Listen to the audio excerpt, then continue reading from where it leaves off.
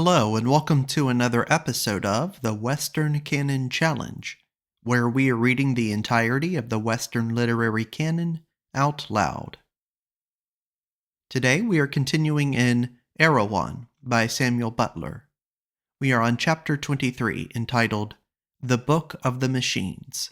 And with that said, I'll get started. The writer commences. There was a time when the earth was to all appearance utterly destitute both of animal and vegetable life, and when, according to the opinion of our best philosophers, it was simply a hot round ball with a crust gradually cooling. Now, if a human being had existed while the earth was in this state, and had been allowed to see it as though it were some other world with which he had no concern, and if at the same time he were entirely ignorant of all physical science, would he not have pronounced it impossible that creatures possessed of anything like consciousness should be evolved from the seeming cinder which he was beholding? Would he not have denied that it contained any potentiality of consciousness? Yet in the course of time consciousness came.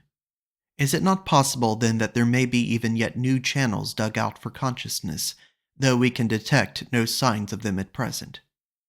Again, consciousness, in anything like the present acceptation of the term, having been once a new thing, a thing as far as we can see subsequent even to an individual center of action, and to a reproductive system, which we see existing in plants without apparent consciousness, why may not there arise some new phase of mind which shall be as different from all present known phases, as the mind of animals is from that of vegetables?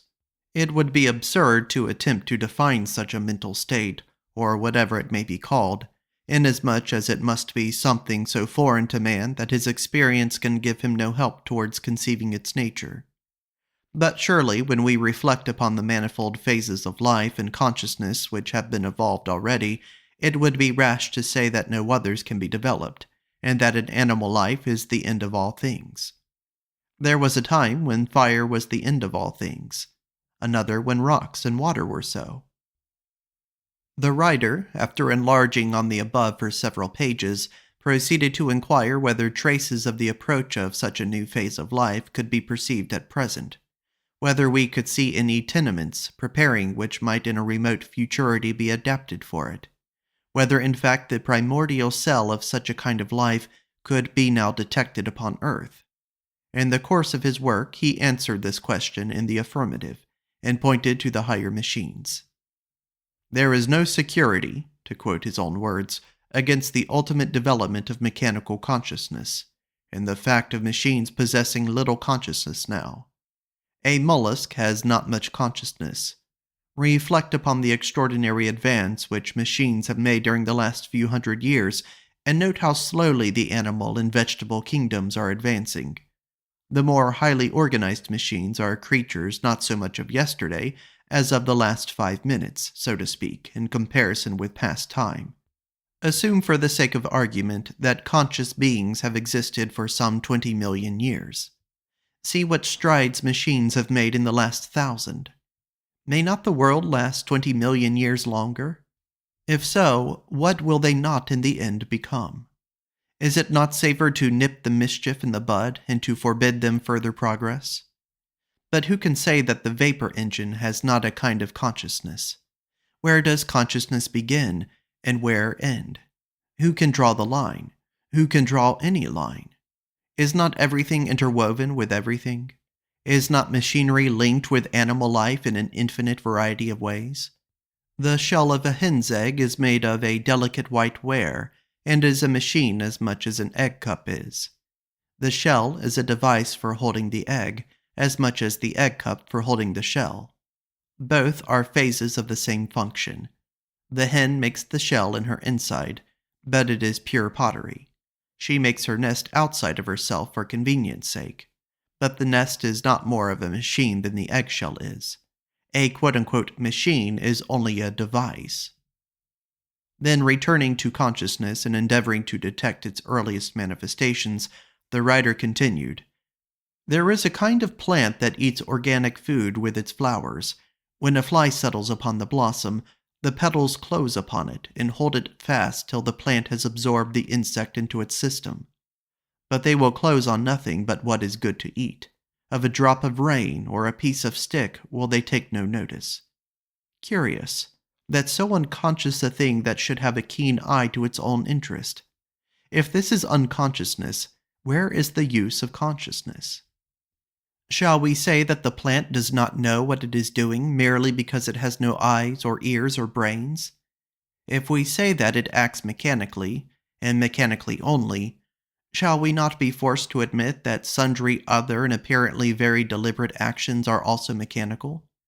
If it seems to us that the plant kills and eats a fly mechanically, may it not seem to the plant that a man must kill and eat a sheep mechanically? But it may be said that the plant is void of reason, because the growth of a plant is an involuntary growth. Given earth, air, and due temperature, the plant must grow. It is like a clock, which being once wound up will go till it is stopped or run down.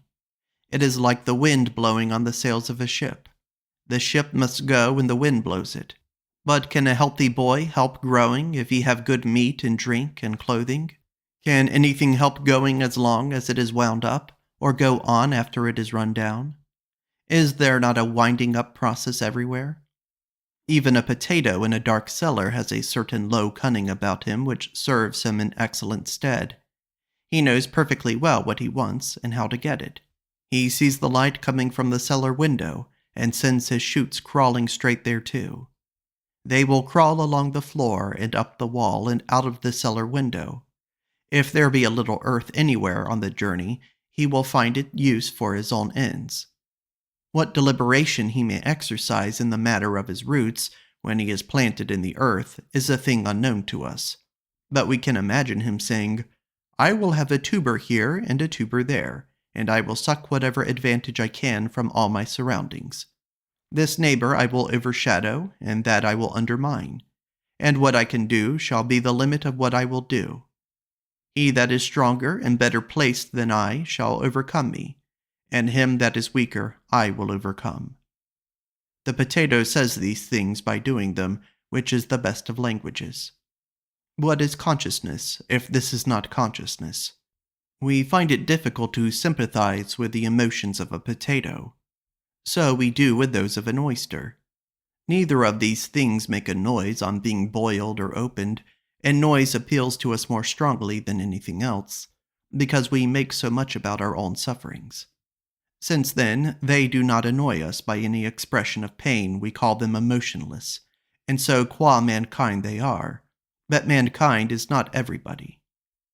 If it be urged that the action of the potato is chemical and mechanical only, and that it is due to the chemical and mechanical effects of light and heat, the answer would seem to lie in an inquiry whether every sensation is not chemical and mechanical in its operation, whether those things which we deem most purely spiritual are anything but disturbances of equilibrium in an infinite series of levers, beginning with those that are too small for microscopic detection, and going up to the human arm and the appliances which it makes use of. Whether there be not a molecular action of thought, whence a dynamical theory of the passions shall be deducible. Whether, strictly speaking, we should not ask what kind of levers a man is made of rather than what is his temperament. How are they balanced? How much of such and such will it take to weigh them down so as to make him do so and so? The writer went on to say that he anticipated a time when it would be possible, by examining a single hair with a powerful microscope, to know whether its owner could be insulted with impunity. He then became more and more obscure, so that I was obliged to give up all attempt at translation, neither did I follow the drift of his argument. On coming to the next part, which I could construe, I found that he had changed his ground. Either, he proceeds, a great deal of action that has been called purely mechanical and unconscious must be admitted to contain more elements of consciousness than has been allowed hitherto, and in this case germs of consciousness will be found in many actions of the higher machines, or, assuming the theory of evolution, but at the same time denying the consciousness of vegetable and crystalline action, the race of man has descended from things which had no consciousness at all. In this case, there is no a priori improbability in the descent of conscious, and more than conscious, machines from those which now exist, except that which is suggested by the apparent absence of anything like a reproductive system in the mechanical kingdom. This absence, however, is only apparent, as I shall presently show. Do not let me be misunderstood as living in fear of any actually existing machine. There is probably no known machine which is more than a prototype of future mechanical life. The present machines are to be the future as the early saurians to man. The largest of them will probably greatly diminish in size. Some of the lowest vertebrata attained a much greater bulk than has descended to their more highly organized living representatives, and in like manner a diminution in the size of machines has often attended their development and progress. Take the watch, for example. Examine its beautiful structure. Observe the intelligent play of the minute members which compose it. Yet this little creature is but a development of the cumbrous clocks that preceded it. It is no deterioration from them. A day may come when clocks, which certainly at the present time are not diminishing in bulk, will be superseded owing to the universal use of watches, in which case they will become as extinct as ichthyosauri, while the watch, whose tendency has for some years been to decrease in size rather than on the contrary, will remain the only existing type of an extinct race. But returning to the argument, I would repeat that I fear none of the existing machines. What I fear is the extraordinary rapidity with which they are becoming something very different to what they are at present. No class of beings have in any time past made so rapid a movement forward. Should not that movement be jealously watched and checked while we can still check it? And is it not necessary for this end to destroy the more advanced of the machines which are in use at present, though it is admitted that they are in themselves harmless? As yet, the machines receive their impressions through the agency of man's senses. One traveling machine calls to another in a shrill accent of alarm, and the other instantly retires. But it is through the ears of the driver that the voice of the one has acted upon the other. Had there been no driver, the callee would have been deaf to the caller. There was a time when it must have seemed highly improbable that machines should learn to make their wants known by sound, even through the ears of man. May we not conceive, then, that a day will come when those ears will be no longer needed, and the hearing will be done by the delicacy of the machine's own construction? When its language shall have been developed from the cry of animals to a speech as intricate as our own. It is possible that by the time children will learn the differential calculus, as they learn now to speak, from their mothers and nurses, or that they may talk in the hypothetical language and work rule of three sums as soon as they are born, but this is not probable. We cannot calculate on any corresponding advance in man's intellectual or physical powers which shall be set off against the far greater development which seems in store for the machines. Some people may say that man's moral influence will suffice to rule them, but I cannot think it will ever be safe to repose much trust in the moral sense of any machine. Again, might not the glory of the machines consist in their being without this same boasted gift of language? Quote-unquote, silence, it has been said by one writer, is a virtue which renders us agreeable to our fellow creatures. Chapter 24. The Book of Machines Continued. But other questions come upon us. What is a man's eye but a machine for the little creature that sits behind in his brain to look through? A dead eye is nearly as good as a living one for some time after the man is dead. It is not the eye that cannot see, but the restless one that cannot see through it. Is it man's eyes, or is it the big seeing engine which has revealed to us the existence of worlds beyond worlds into infinity? What has made man familiar with the scenery of the moon, the spots on the sun, or the geography of the planets? He is at the mercy of the seeing engine for these things, and is powerless unless he tack it on to his own identity, and make it part and parcel of himself. Or again, is it the eye or the little sea engine which has shown us the existence of infinitely minute organisms which swarm unsuspected around us? And take man's vaunted power of calculation. Have we not engines which can do all manner of sums more quickly and correctly than we can? What prizeman in hypothetics at any of our colleges of unreason can compare with some of these machines in their own line? In fact, wherever precision is required, man flies to the machine at once, as far preferable to himself. Our sum engines never drop a figure, nor our looms a stitch. The machine is brisk and active when the man is weary. It is clear-headed and collected when the man is stupid and dull. It needs no slumber. When a man must sleep or drop, ever at its post, ever ready for work, its alacrity never flags. Its patience never gives in. Its might is stronger than combined hundreds, and swifter than the flight of birds. It can burrow beneath the earth, and walk upon the largest river, and sink not. This is the green tree. What then shall be done in the dry? Who shall say that a man does see or hear? He is such a hive and swarm of parasites that it is doubtful whether his body is not more theirs than his, and whether he is anything but another kind of ant-heap after all. May not man himself become a sort of parasite upon the machines, an affectionate machine-tickling aphid? It is said by some that our blood is composed of infinite living agents, which go up and down the highways and byways of our bodies as people in the streets of a city.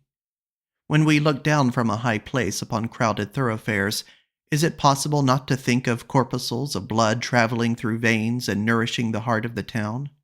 No mention shall be made of sewers, nor of the hidden nerves which serve to communicate sensations from one part of the town's body to another, nor of the yawning jaws of the railway stations, whereby the circulation is carried directly into the heart, which receive the venous lines, and disgorge the arterial, with an eternal pulse of people. And the sleep of the town, how lifelike, with its change in the circulation. Here the writer became again so hopelessly obscure that I was obliged to miss several pages. He resumed, "It can be answered that even though machines should bear never so well, and speak never so wisely, they will still always do the one or the other for our advantage, not their own. That man will be the ruling spirit, and the machine the servant. That as soon as a machine fails to discharge the service which man expects from it, it is doomed to extinction. That the machines stand to man simply in the relation of lower animals, the vapor engine itself being only a more economical kind of horse. So that instead of being likely to develop into a higher kind of life than man's, they owe their very existence and progress to their power of ministering to human wants, and must therefore both now and ever be man's inferiors." This is all very well, but the servant glides by imperceptible approaches into the master, and we have come to such a pass that, even now, man must suffer terribly on ceasing to benefit the machines. If all machines were to be annihilated at one moment, so that not a knife, nor a lever, nor a rag of clothing, nor anything whatsoever were left to man but his bare body alone, that he was born with, and if all knowledge of mechanical laws were taken from him so that he could make no more machines, and all machine-made food destroyed so that the race of man should be left as it were naked upon a desert island, we should become extinct in 6 weeks. A few miserable individuals might linger, but even these in a year or two would become worse than monkeys. Man's very soul is due to the machines. It is a machine-made thing. He thinks as he thinks, he feels as he feels, through the work that machines have wrought upon him, and their existence is quite as much as a sine qua non for his, as his for theirs. This fact precludes us from proposing the complete annihilation of machinery, but surely it indicates that we should destroy as many of them as we can possibly dispense with, lest they should tyrannize over us even more completely. True, from a low materialistic point of view, it would seem that those thrive best whose machinery, wherever its use is possible, with profit. But this is the art of machines. They serve that they may rule. They bear no malice towards man for destroying a whole race of them provided he creates a better instead. On the contrary, they reward him liberally for having hastened their development. It is for neglecting them that he incurs their wrath, or for using inferior machines, or for not making sufficient exertions to invent new ones, or for destroying them without replacing them. Yet these are the very things we ought to do, and do quickly. For though our rebellion against their infant power will cause infinite suffering, what will not things come to if that rebellion is delayed?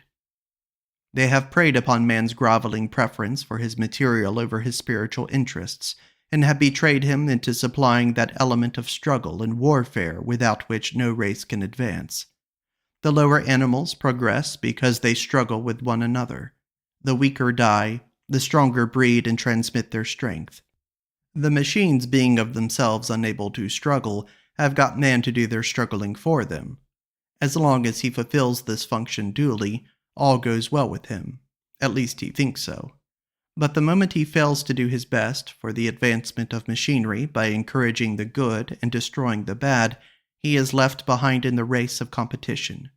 And this means that he will be made uncomfortable in a variety of ways, and perhaps die. So that even now the machines will only serve on condition of being served, and that too upon their own terms. The moment their terms are not complied with, they jib, and either smash both themselves and all whom they can reach, or turn churlish and refuse to work at all. How many men at this hour are living in a state of bondage to the machines? How many spend their whole lives from the cradle to the grave in tending them by night and day? Is it not plain that the machines are gaining ground upon us, when we reflect on the increasing number of those who are bound down to them as slaves, and of those who devote their whole souls to the advancement of the mechanical kingdom? The vapor engine must be fed with food and consume it by fire, even as man consumes it. It supports its combustion by air as man supports it. It has a pulse and circulation as man has. It may be granted that man's body is as yet more versatile of the two, but then man's body is an older thing. Give the vapor engine but half the time that man has had. Give it also a continuance of our present infatuation, and what may it not ere long attain to? There are certain functions, indeed, of the vapor engine which will probably remain unchanged for myriads of years, which in fact will perhaps survive when the use of vapor has been superseded. The piston and cylinder, the beam, the flywheel, and other parts of the machine will probably be permanent, just as we see that man and many of the lower animals share like modes of eating, drinking, and sleeping. Thus they have hearts, which beat as ours, veins and arteries, eyes, ears, and noses. They sigh even in their sleep, and weep and yawn. They are affected by their children. They feel pleasure and pain, hope, fear, anger, shame. They have memory and prescience. They know that if certain things happen to them, they will die, and they fear death as much as we do. They communicate their thoughts to one another, and some of them deliberately act in concert. The comparison of similarities is endless. I only make it because some may say that since the vapor engine is not likely to be improved in the main particulars, it is unlikely to be henceforward extensively modified at all. This is too good to be true. It will be modified and suited for an infinite variety of purposes, as much as man has been modified, so as to exceed the brutes in skill. In the meantime, the stoker is almost as much a cook for his engine as our own cooks for ourselves. Consider also the colliers and pitmen, and coal merchants and coal trains, and the men who drive them, and the ships that carry coals. What an army of servants do the machines thus employ! Are there not probably more men engaged in tending machinery than in tending men? Do not machines eat as it were by mannery? Are we not ourselves creating our successors in the supremacy of the earth, daily adding to the beauty and delicacy of their organization, daily giving them greater skill and supplying more and more of that self-regulating, self-acting power which will be better than any intellect? What a new thing it is for a machine to feed at all! The plow, the spade, and the cart must eat through man's stomach. The fuel that sets them going must burn in the furnace of a man or of horses. Man must consume bread and meat, or he cannot dig. The bread and meat are the fuel which drive the spade. If a plow be drawn by horses, the power is supplied by grass, or beans, or oats, which being burnt in the belly of the cattle give power of working. Without this fuel the work would cease, as an engine would stop if its furnaces were to go out. A man of science has demonstrated, quote, that no animal has the power of originating mechanical energy, but that all the work done in its life by any animal, and all the heat that has been emitted from it, and the heat which would be obtained by burning the combustible matter which has been lost from its body during life, and by burning its body after death, make up altogether an exact equivalent to the heat which would be obtained by burning as much food as it has used during its life, and an amount of fuel which would generate as much heat as its body if burned immediately after death. I do not know how he has found this out, but he is a man of science. How then can it be objected against the future vitality of the machines that they are, in their present infancy, at the beck and call of beings who are themselves incapable of originating mechanical energy? The main point, however, to be observed as affording cause for alarm is that whereas animals were formerly the only stomachs of the machines, there are now many which have stomachs of their own, and consume their food themselves. This is a great step towards their becoming, if not animate, yet something so near akin to it as not to differ more widely from our own life than animals do from vegetables. And though man should remain in some respects the higher creature, is not this in accordance with the practice of nature, which allows superiority in some things to animals, which have on the whole been long surpassed? Has she not allowed the ant and the bee to retain superiority over man in the organization of their communities and social arrangements, the bird in traversing the air, the fish in swimming, the horse in strength and fleetness, and the dog in self-sacrifice? It is said by some with whom I have conversed upon this subject that the machines can never be developed into animate or quasi-animate existences, inasmuch as they have no reproductive system, nor seem ever likely to possess one. If this be taken to mean that they cannot marry, and that we are never likely to see a fertile union between two vapor engines, with the young ones playing about the door of the shed, however greatly we might desire to do so, I will readily grant it. But the objection is not a profound one. No one expects that all the features of the now existing organizations will be absolutely repeated in an entirely new class of life. The reproductive systems of animals differs widely from that of plants, but both are reproductive systems. Has nature exhausted her phases of this power? Surely, if a machine is able to reproduce another machine systematically, we may say that it has a reproductive system. What is a reproductive system, if it be not a system for reproduction? And how few of the machines are there which have not been produced systematically by other machines? But it is man that makes them do so. Yes, but is it not insects that make many of the plants reproductive? And would not whole families of plants die out if their fertilization was not effected by a class of agents utterly foreign to themselves? Does anyone say that the red clover has no reproductive system because the humble bee, and the humble bee only, must aid and abet it before it can reproduce? No one. The humble bee is a part of the reproductive system of the clover. Each one of ourselves has sprung from minute animalcules, whose entity was entirely distinct from our own, and which acted after the kind with no thought or heed of what we might think about it. These little creatures are part of our own reproductive system. Then why not we part of that of the machines? But the machines which reproduce machinery do not reproduce machines after their own kind. A thimble may be made by machinery, but it was not made by, neither will it ever make, a thimble. Here again, if we turn to nature, we shall find abundance of analogies which will teach us that a reproductive system may be in full force without the thing produced being of the same kind as that which produced it. Very few creatures reproduce after their own kind. They reproduce something which has the potentiality of becoming that which their parents were.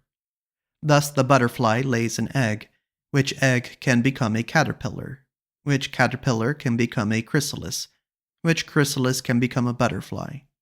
And though I freely grant that the machines cannot be said to have more than the germ of a true reproductive system at present, have we not just seen that they have only recently obtained the germs of a mouth and stomach?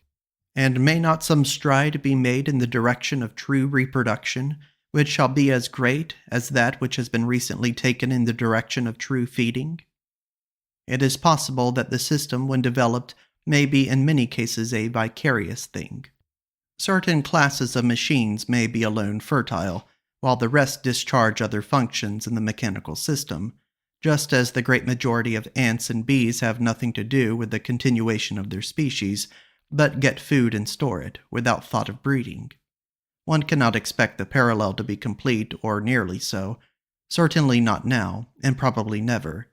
But is there not enough analogy existing at the present moment to make us feel seriously uneasy about the future, and to render it our duty to check the evil while we can still do so?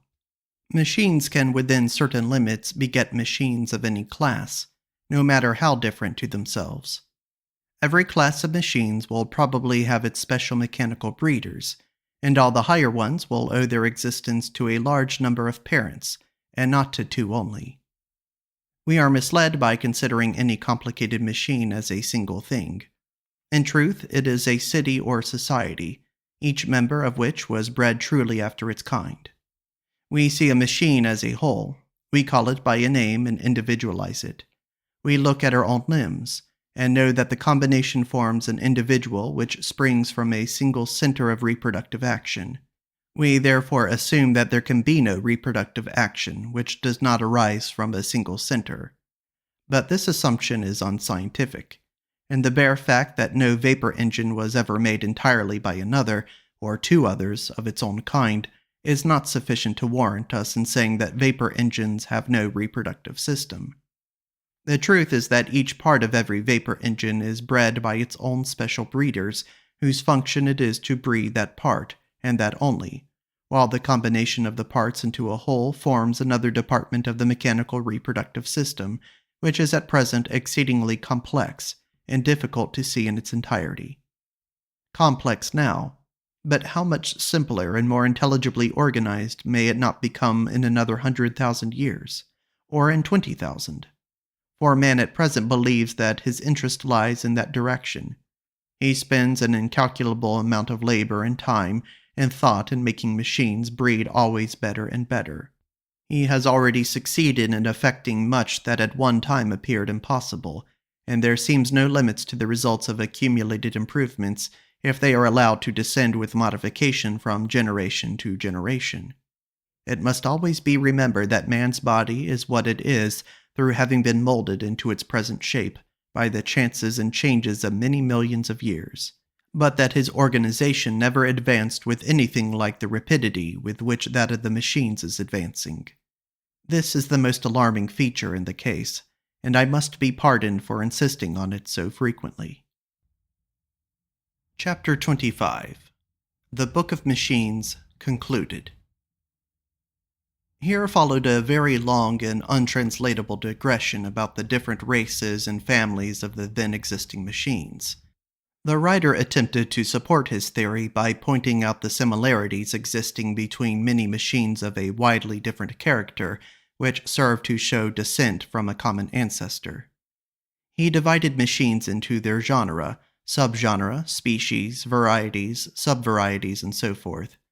He proved the existence of connecting links between machines that seemed to have very little in common, and showed that many more such links had existed, but had now perished.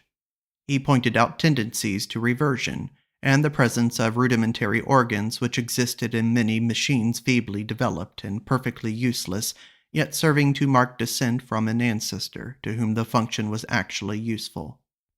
I left the translation of this part of the treatise, which, by the way, was far longer than all that I have given here, for a later opportunity. Unfortunately, I left Erewhon before I could return to the subject, and though I saved my translation and other papers at the hazard of my life, I was obliged to sacrifice the original work. It went to my heart to do so. But I thus gained 10 minutes of invaluable time, without which both Arowhena and myself must have certainly perished. I remember one incident which bears upon this part of the treatise. The gentleman who gave it to me had asked to see my tobacco pipe. He examined it carefully, and when he came to the little protuberance at the bottom of the bowl, he seemed much delighted, and exclaimed that it must be rudimentary. I asked him what he meant. "Sir," he answered, "this organ is identical with the rim at the bottom of a cup. It is but another form of the same function. Its purpose must have been to keep the heat of the pipe from marking the table upon which it rested. You would find, if you were to look upon the history of tobacco pipes, that in the early specimens this protuberance was of a different shape to what it is now. It will have been broad at the bottom and flat, so that while the pipe was being smoked, the bowl might rest upon the table without marking it. Use and disuse must have come into play and reduced the function to its present rudimentary condition. I should not be surprised, sir, he continued, if in the course of time it were to become modified still farther, and to assume the form of an ornamental leaf, or scroll, or even a butterfly, while in some cases it will become extinct. On my return to England, I looked up the point and found that my friend was right. Returning, however, to the treatise, my translation recommences as follows. May we not fancy that if in the remotest geological period some early form of vegetable life had been endowed with the power of reflecting upon the dawning life of animals, which was coming into existence alongside of its own, it would have thought itself exceedingly acute if it had surmised that animals would one day become real vegetables. Yet would this be more mistaken than it would be on our part to imagine that because the life of machines is a very different one to our own, there is therefore no higher possible development of life than ours? Or that because mechanical life is a very differing thing from ours, therefore that it has no life at all? But I have heard it said, granted that this is so, and that the vapor engine has a strength of his own, surely no one will say that it has a will of its own. Alas, if we look more closely, we shall find that this does not make against the supposition that the vapor engine is one of the germs of a new phase of life. What is there in this whole world, or in the worlds beyond it, which has a will of its own? The unknown and unknowable only. A man is the resultant and exponent of all the forces that have been brought to bear upon him, whether before his birth or afterwards. His action at any moment depends solely upon his constitution, and on the intensity and direction of the various agencies to which he is, and has been subjected. Some of these will counteract with each other, but as he is by nature, and as he has been acted on, and is now acted on from without, so will he do as certainly and regularly as though he were a machine. We do not generally admit this, because we do not know the whole nature of anyone, nor the whole of the forces that act upon him.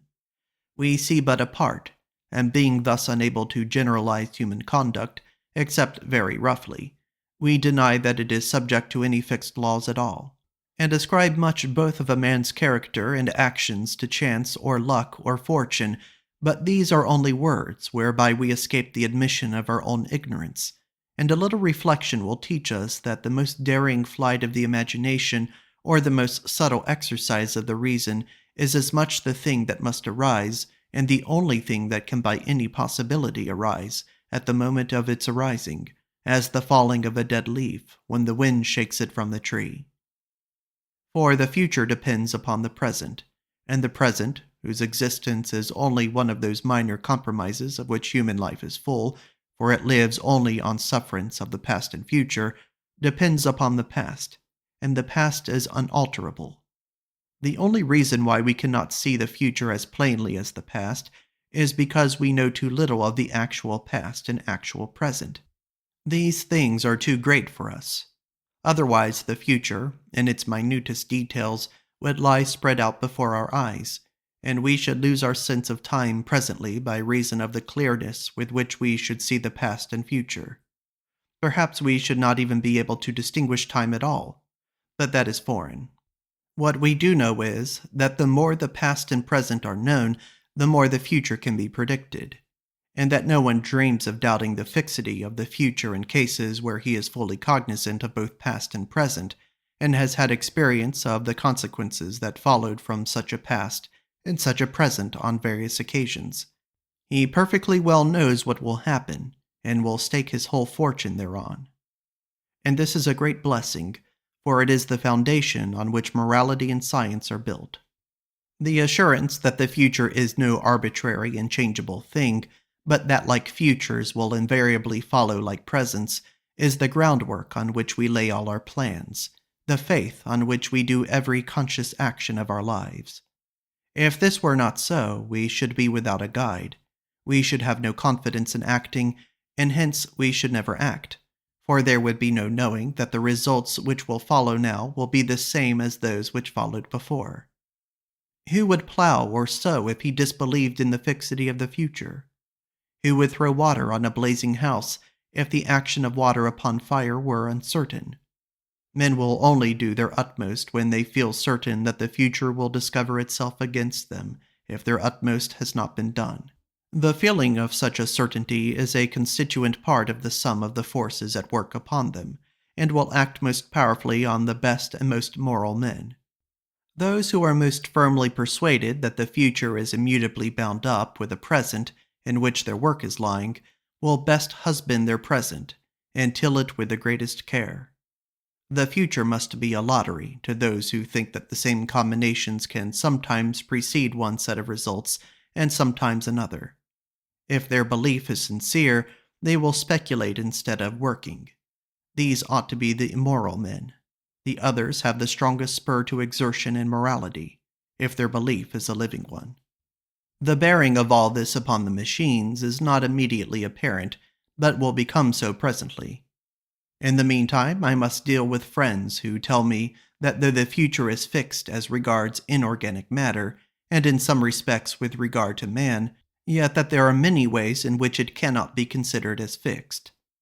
Thus they say that fire applied to dry shavings, and well fed with oxygen gas, will always produce a blaze, but that a coward, brought into contact with a terrifying object, will not always result in a man running away.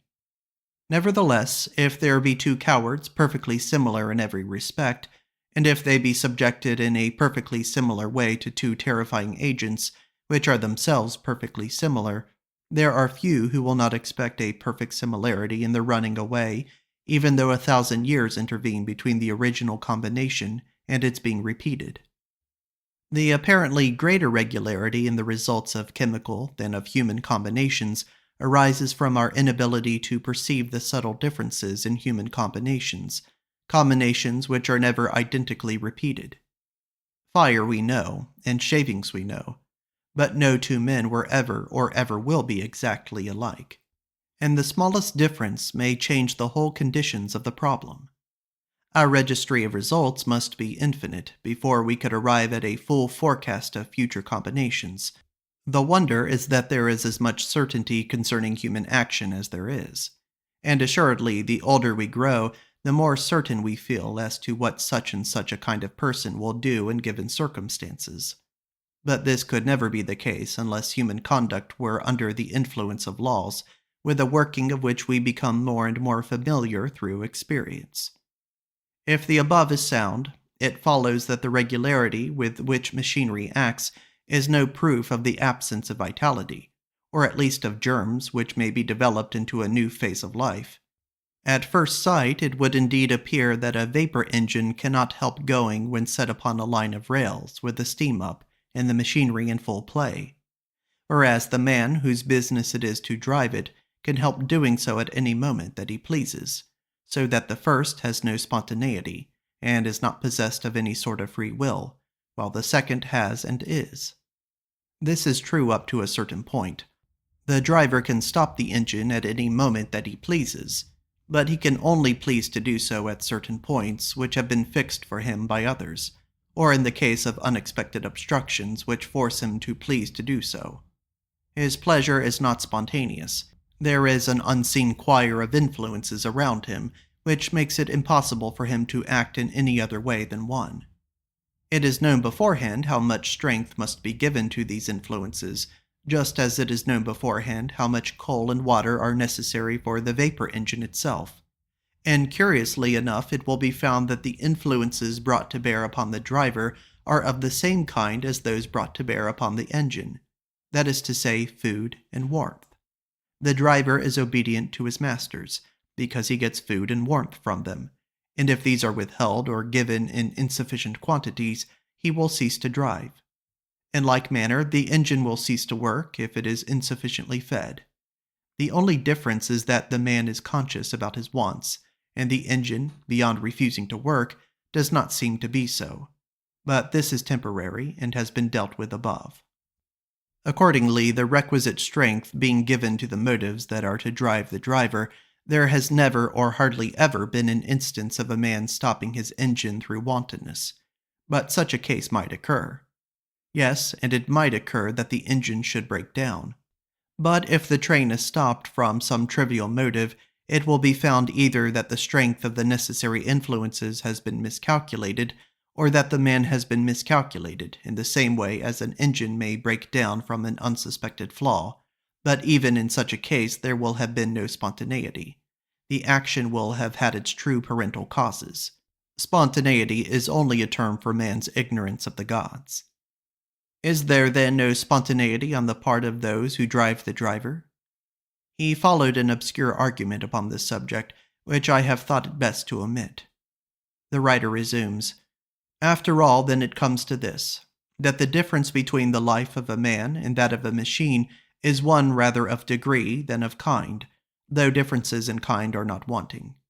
An animal has more provision for emergency than a machine. The machine is less versatile. Its range of action is narrow. Its strength and accuracy in its own sphere are superhuman. But it shows badly in a dilemma. Sometimes, when its normal action is disturbed, it will lose its head and go from bad to worse, like a lunatic in a raging frenzy. But here again we are met by the same consideration as before, namely that the machines are still in their infancy. They are mere skeletons without muscles and flesh. For how many emergencies is an oyster adapted? For as many as are likely to happen to it, and no more. So are the machines, and so is man himself. The list of casualties that daily occur to man through his want of adaptability is probably as great as that occurring to the machines, and every day gives them some greater provision for the unforeseen. Let anyone examine the wonderful self-regulating and self-adjusting contrivances which are now incorporated with the vapor engine. Let him watch the way in which it supplies itself with oil, in which it indicates its wants to those who tend it, in which by the governor it regulates its application of its own strength. Let him look at that storehouse of inertia and momentum, the flywheel, or at the buffers on a railway carriage. Let him see how those improvements are being selected for perpetuity, which contain provision against the emergencies that may arise to harass the machines.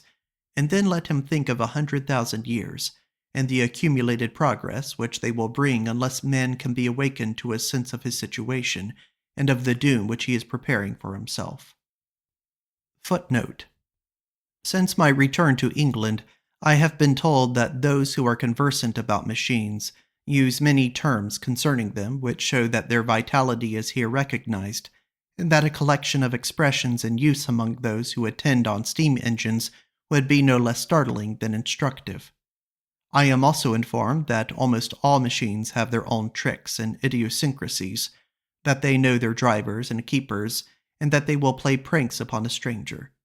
It is my intention, on a future occasion, to bring together examples both of the expressions in common use among the mechanicians and of any extraordinary exhibitions of mechanical sagacity and eccentricity that I can meet with, not as believing in the Erewhonian professor's theory, but from the interest of the subject.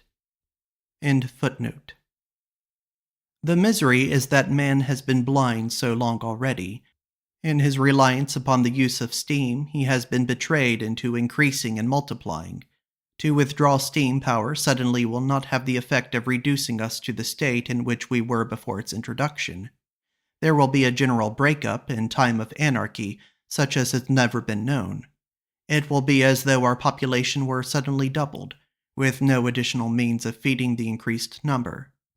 The air we breathe is hardly more necessary for our animal life than the use of any machine, on the strength of which we have increased our numbers, is to our civilization. It is the machines which act upon man and make him man, as much as man who has acted upon and made the machines. But we must choose between the alternative of undergoing much present suffering, or seeing ourselves gradually superseded by our own creatures, till we rank no higher in comparison with them than the beasts of the field with ourselves. Herein lies our danger, for many seem inclined to acquiesce in so dishonorable a future.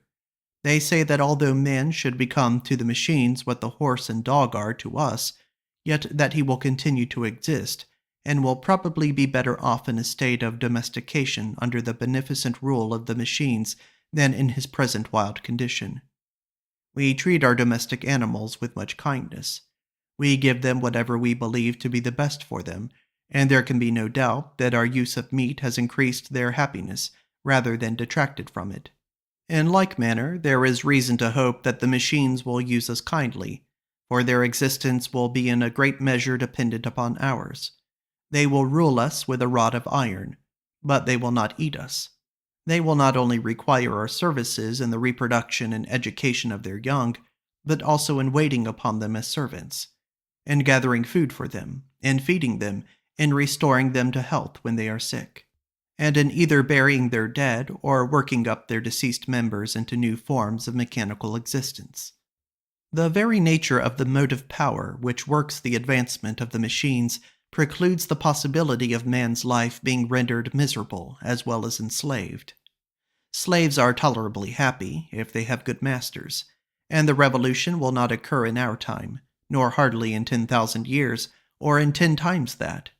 Is it wise to be uneasy about a contingency which is so remote?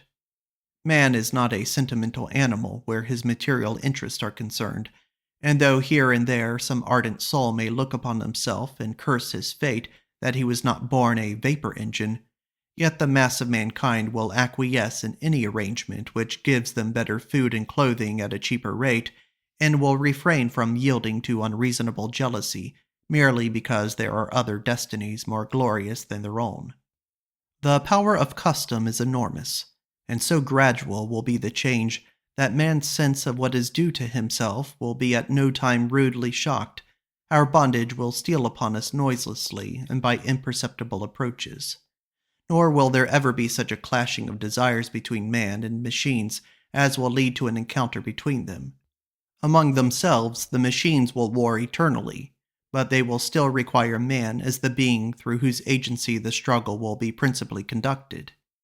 In point of fact, there is no occasion for anxiety about the future happiness of man, so long as he continues to be in any way profitable to the machines. He may become the inferior race, but he will be infinitely better off than he is now.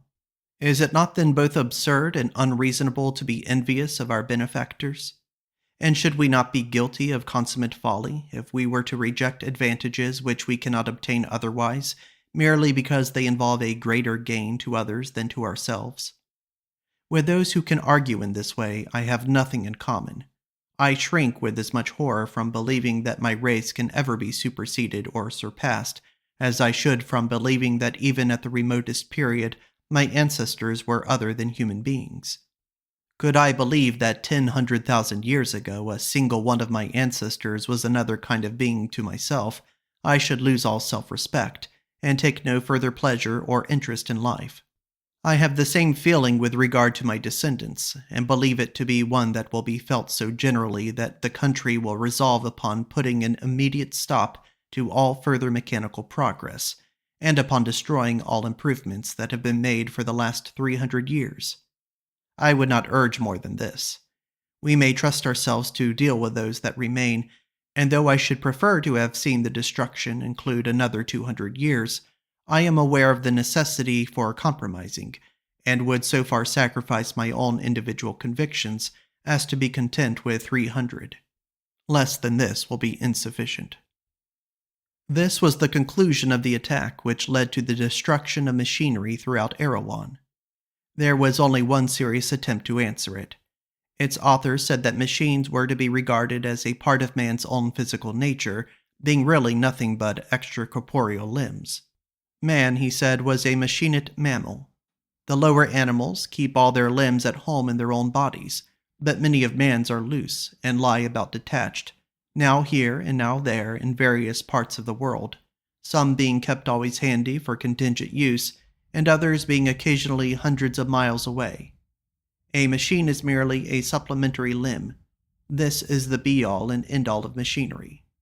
We do not use our own limbs other than as machines, and a leg is only a much better wooden leg than anyone can manufacture. Observe a man digging with a spade. His right forearm has become artificially lengthened, and his hand has become a joint. The handle of the spade is like the knob at the end of the humerus. The shaft is the additional bone, and the oblong iron plate is the new form of the hand which enables its possessor to disturb the earth in a way to which his original hand was unequal. Having thus modified himself, not as other animals are modified, by circumstances over which they have had not even the appearance of control, but having, as it were, taken forethought and added a cubit to his stature, civilization began to dawn upon the race, the social good offices, the genial companionship of friends, the art of unreason, and all those habits of mind which most elevate man above the lower animals, in the course of time ensued. Thus civilization and mechanical progress advanced hand in hand, each developing and being developed by the other, the earliest accidental use of the stick having set the ball rolling, and the prospect of advantage keeping it in motion. In fact, machines are to be regarded as the mode of development by which human organism is now especially advancing, every past invention being an addition to the resources of the human body. Even community of limbs is thus rendered possible to those who have so much community of soul as to own money enough to pay a railway fare. For a train is only a 7-leagued foot that 500 may own at once. The one serious danger which this writer apprehended was that the machines would so equalize men's powers, and so lessen the severity of competition, that many persons of inferior physique would escape detection and transmit their inferiority to their descendants. He feared that the removal of the present pressure might cause a degeneracy of the human race, and indeed that the whole body might become purely rudimentary, the man himself being nothing but soul and mechanism, an intelligent but passionless principle of mechanical action. How greatly, he wrote, do we not now live with our external limbs? We vary our physique with the seasons, with age, with advancing or decreasing wealth. If it is wet, we are furnished with an organ commonly called an umbrella, and which is designed for the purpose of protecting our clothes or our skins from the injurious effects of rain. Man has now many extracorporeal members, which are of more importance to him than a good deal of his hair, or at any rate than his whiskers. His memory goes in his pocketbook. He becomes more and more complex as he grows older. He will then be seen with sea engines, or perhaps with artificial teeth and hair. If he be a really well-developed specimen of his race, he will be furnished with a large box upon wheels, 2 horses, and a coachman. It was this writer who originated the custom of classifying men by their horsepower, and who divided them into genera, species, varieties, and subvarieties, giving them names from the hypothetical language, which expressed the number of limbs which they could command at any moment. He showed that men became more highly and delicately organized the more nearly they approached the summit of opulence, and that none but millionaires possessed the full complement of limbs with which mankind could become incorporate. Those mighty organisms, he continued, our leading bankers and merchants, speak to their congeners through the length and breadth of the land in a second of time. Their rich and subtle souls can defy all material impediment, whereas the souls of the poor are clogged and hampered by matter, which sticks fast about them as treacle to the wings of a fly, or as one struggle in a quicksand. Their dull ears must take days or weeks to hear what another would tell them from a distance, instead of hearing it in a second, as is done by the more highly organized classes. Who shall deny that one who can tack on a special train to his identity and go wheresoever he will, wheresoever he pleases, is more highly organized than he who, should he wish for the same power, might wish for the wings of a bird with an equal chance of getting them, and whose legs are his only means of locomotion? That old philosophic enemy, matter, the inherently and essentially evil, still hangs about the neck of the poor and strangles him. But to the rich, matter is immaterial. The elaborate organization of his extracorporeal system has freed his soul. This is the secret of the homage which we see rich men receive from those who are poorer than themselves. It would be a grave error to suppose that this deference proceeds from motives which we need to be ashamed of. It is the natural respect which all living creatures pay to those whom they recognize as higher than themselves in the scale of animal life, and is analogous to the veneration a dog feels for man. Among savage races, it is deemed highly honorable to be the possessor of a gun, and throughout all known time, there has been a feeling that those who are worth most are the worthiest. And so he went on at considerable length, attempting to show what changes in the distribution of animal and vegetable life throughout the kingdom had been caused by this and that of man's inventions, and in what way each was connected with the moral and intellectual development of the human species. He even allotted to some the share with which they had in the creation and modification of man's body, and that which they would hereafter have in its destruction. But the other writer was considered to have the best of it, and in the end succeeded in destroying all the inventions that had been discovered for the preceding 271 years, a period which was agreed upon by all parties, after several years of wrangling as to whether a certain kind of mangle, which was much in use among the washerwomen, should be saved or no. It was at last ruled to be dangerous, and was excluded by the limit of 271 years. Then came the reactionary civil wars, which nearly ruined the country, but which it would be beyond my present scope to describe. This is the end of Part 10, Chapters 23 through 25 of Erewhon by Samuel Butler. In the next video, we will proceed to Chapter 26, entitled The Views of an Erewhonian Prophet Concerning the Rights of Animals. Thank you for listening.